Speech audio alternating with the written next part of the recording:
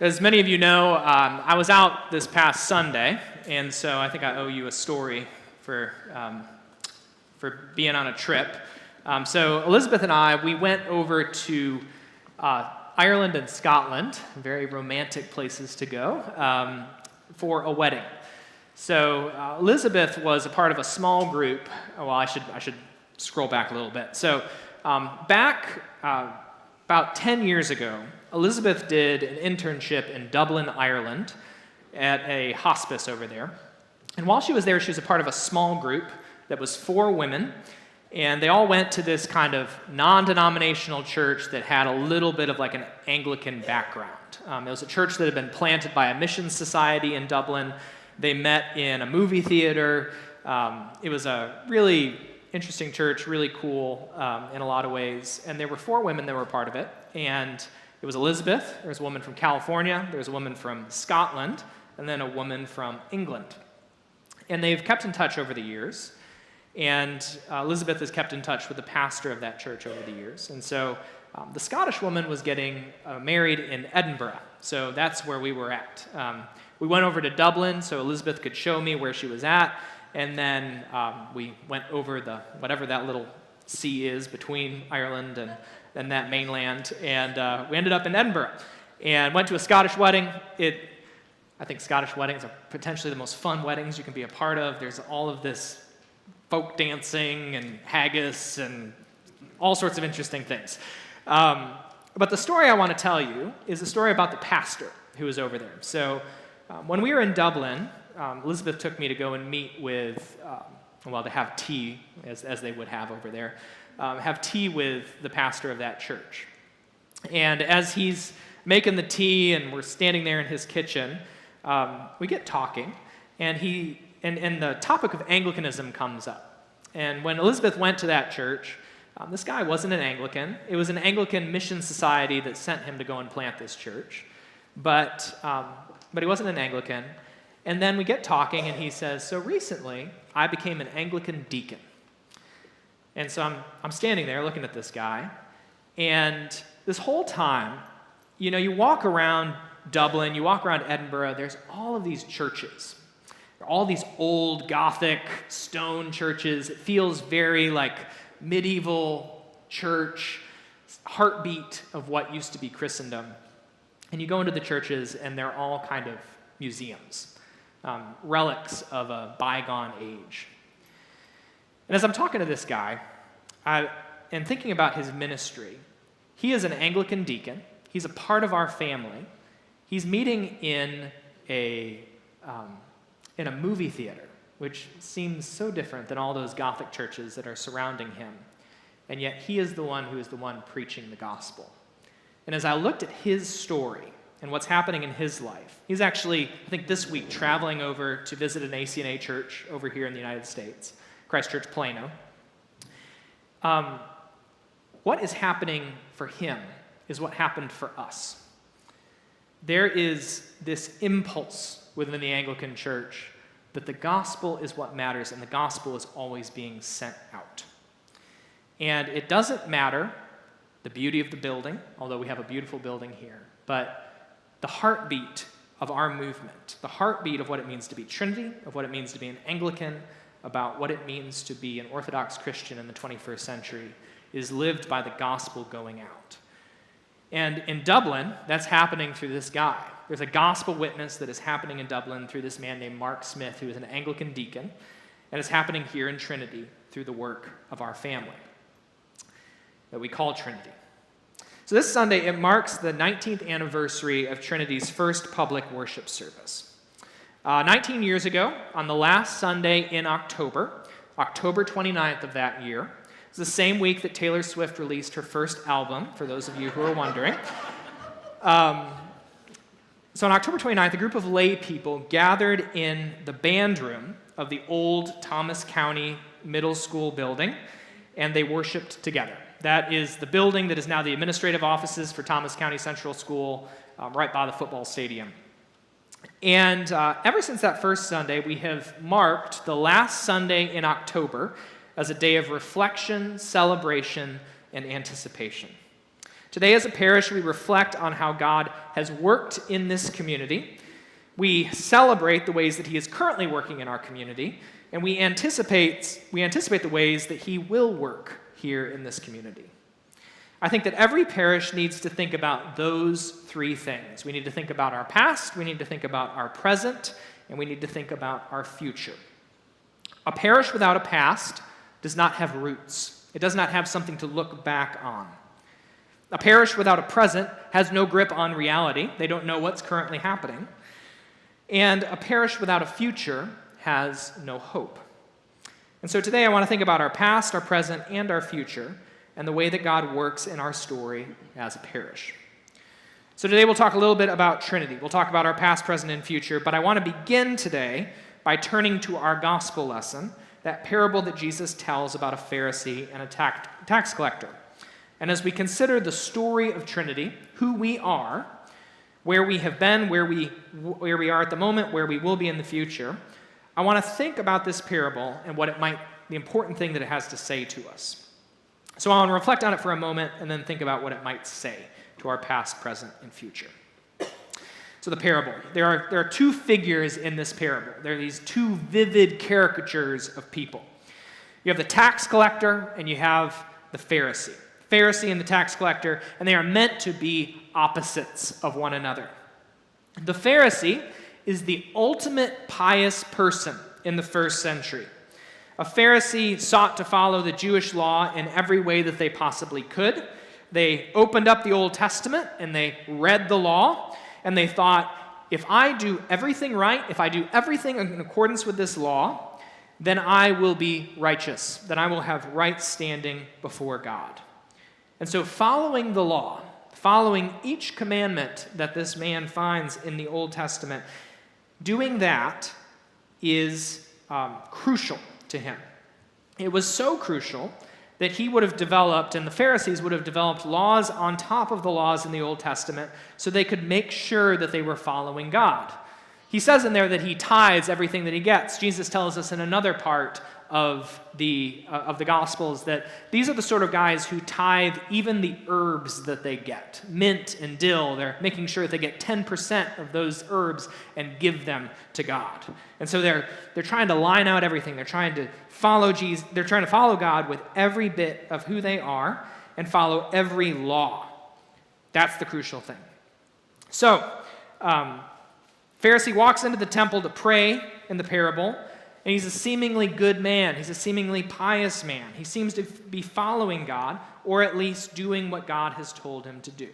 He fasts twice a week, very holy. He tithes everything that he has. He is checking all the boxes. This is seemingly the good guy. Then you have the tax collector. Tax collector is a hated figure in Jewish society. He is a Jewish man who, through some twist of fate or need, has come to work as an agent for the foreign Roman oppressors. Rome controls Judea at this time. They're collecting taxes for the purpose of the empire.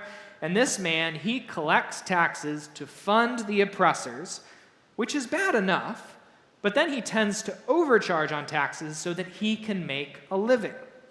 So he is viewed as this corrupt traitor to the Jewish people, a sinner in all respects. So at the start of the parable, you have a good guy and a bad guy, a righteous Pharisee and a sinful tax collector. Both go into the temple to pray.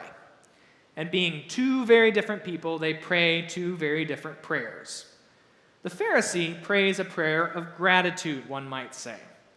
God, I thank you that I am not like other men, extortioners, unjust, adulterers, or even like this tax collector. I fast twice a week. I give tithes of all that I get. The Pharisee thanks God that he is unique in his righteousness. We are told that the Pharisee is standing by himself.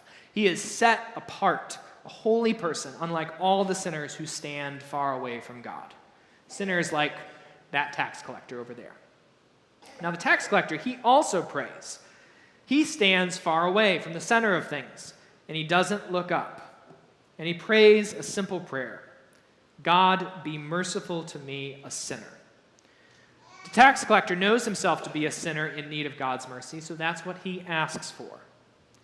So we have a Pharisee and a tax collector, a good guy and a bad guy, a holy person and an unholy person. Both make appraisals of who they are. The Pharisee, he believes himself to be righteous and sinless, and according to his barometer of holiness, he is. He has done everything that he thinks he should do. He has set himself apart as a holy person. The tax collector himself believes himself to be a sinner, and in the eyes of the surrounding world, he is. But then there's this other actor in the drama, one character who is also in the story that we haven't mentioned yet. And that is the God who the Pharisee and the tax collector are praying to. And Jesus tells us how God views each of these men's prayers. Jesus says, I tell you, this man, the tax collector, went down to his house justified, rather than the other, the Pharisee. For everyone who exalts himself will be humbled, but the one who humbles himself will be exalted. When we look at the Pharisee, we can see the obvious issues that he has. The Pharisee has done everything right in his own estimation, and he has no need for God. He can only thank God that he is not like other people. He is a lonely man, a man disconnected from the people around him and disconnected from God. He is associated with God, but only slightly. The Pharisee possesses everything within himself to live the life he wants, and he has no actual need for God or anyone else. But the tax collector, that horrible, corrupt person who knows that he's a sinner, he's the one who actually prays and is connected with God. Although he can't lift his eyes up to face God, his plea for mercy brings him in relationship with God. And Jesus tells us that the tax collector is the one who leaves justified, the one who is declared righteous before God. So where does this all connect with Trinity and our story of 19 years? When we think about our past, there is much to be proud of, in the good sense of that word, pride. We stand in the footsteps of those who came before us, people who were courageous, people who stepped out in faith to form Trinity and the Anglican Church in North America. We were born out of a pursuit of orthodoxy, right belief, and orthopraxy, right practice. The beginnings of the Anglican Church came at a great cost. We said goodbye to buildings. We lost reputations. Some of us lost relationships. And it was in the pursuit of doing the right thing, of following God where he might lead. And there's so much to celebrate about that, and that's what we celebrate today. But doing the right thing is not what justifies us. And when we look at our past, we ought not rest on our laurels. The early season of Trinity's formation was a time of courage, but it was also a time of God's mercy to us and God's action within our community. Apart from the mercy of God, apart from the action of God in our midst, we would not exist as a parish. And the people who formed this church, the people who I see in front of me right now, the people who have gone on to be with Jesus, who were a part of Trinity, these people relied on the mercy of God throughout every step of Trinity's journey. We relied on God's grace and mercy when we first met for worship. God's mercy was readily apparent when we were sitting there in that band room. I say we, I wasn't there. When y'all were sitting in that room and worshiping God with strong, we had a new members class. This church was formed by lay leadership. It was formed by people who weren't clergy. It was people who felt called by God to step out and do something because they felt that call. God's mercy was apparent there. When Trinity moved into the Messianic synagogue and was setting up every week, God's mercy was there. When we renovated this property, when the roof was caving in and we made this place what it is, we were relying on God's mercy. When we mourned the loss of beloved members, and as we celebrated new people joining our fold, we relied on God's mercy.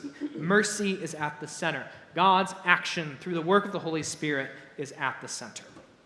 One of the hallmarks of our community is the welcome people experience when they come into this place, the hospitality that we'll enjoy after the service in our parish picnic. We show mercy because we are a place where mercy has been experienced, where God has shown us mercy. We always stand in the need of mercy. And that is true in the present. Just like the early days of Trinity, we continue to pray for God's mercy. At 19 years, we have reached a level of stability that is good and healthy. We have settled into life as an established parish, and we own our building. And there can be a temptation to think, not explicitly, but more in the hidden recesses of our mind, more in our gut, one might say, there can be a temptation to think that we have arrived. And at this place of stability, we don't need God's mercy as much as we needed it back then. But we always stand in the need of that mercy. We always need God's mercy. We need it preached to us each Sunday. We pray for God's mercy to be upon us each Sunday. It's something that we never outgrow. We never outgrow the need for God's action in our community, no matter how stable things are. The Pharisee needs God's help, but he won't acknowledge it. We need God's mercy today, just as we have always needed it. And we will need it moving into the future. One of the blessings that we have as a church is an abundance of children. The next generation is well represented at Trinity. But our children and our youth are going to need God's mercy and grace as much as we do, as much as we did, and as much as the people who formed Trinity needed God's grace and mercy. They're going to need mercy preached to them, and they're going to need to be shown mercy.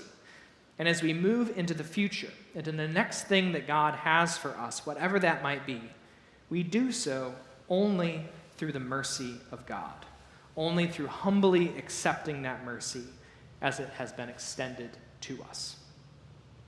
So today we celebrate what God has done at Trinity. We don't celebrate that we're different from other churches or better than other churches or better than that tax collector who's standing there in the corner.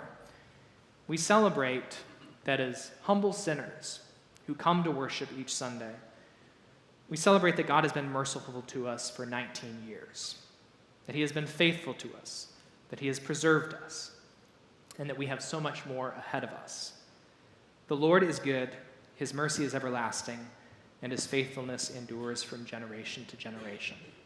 We've been here for 19 years, and we're excited for many more years to come. Amen.